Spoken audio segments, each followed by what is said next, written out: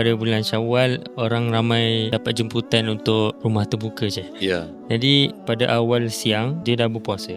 Puasa 6 hari. Beberapa jam lepas tu dia dapat jemputan ke rumah terbuka. Boleh ke dia nak berbuka? Kalau orang dia tengah puasa fardu, sebelum saya jawab tentang sunnah, kerana ini penting. Kalau orang tengah puasa fardu, walaupun qada, dia dah mula dengan qada, maknanya dah masuk waktu fajar. Dia dah mula dengan puasa qada, tidak boleh dia berhentikan, membatalkan puasanya itu kerana dia tengah puasa fardu. Dia kena sambung. Tapi kalau orang dia puasa sunnah, Rasulullah sallallahu alaihi wasallam bersabda, "As-saimul mutanaffilu amiru nafsihi. In syaa shama wa in syaa aftar."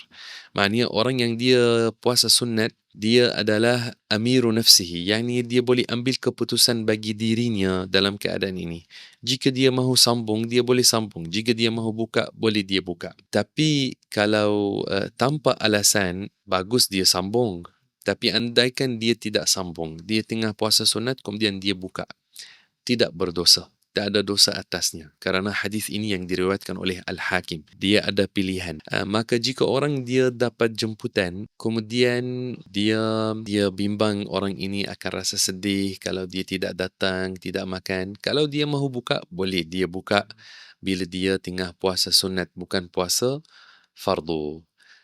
Dan tidak wajib atas dia untuk dia buat qada bagi hari itu kerana itu adalah puasa sunnah. Tidak wajib atasnya dia membuat qada. Saya nak pesan kepada muslimin dan muslimat, khususnya bagi orang muda, untuk dia ambil peluang Syawal ini dengan dia puasa 6 Syawal. Jangan lepaskan peluang, tak tahu adakah akan hidup sampai Syawal yang akan datang atau tidak. Maka bersungguh-sungguh dengan amalan kerana Allah, dan insya-Allah bila membuat ini akan rasa hati tenang dan dipermudahkan urusan insya-Allah pada masa yang akan datang dengan barakah puasa dan amalan yang salih. Barakallahu fikum.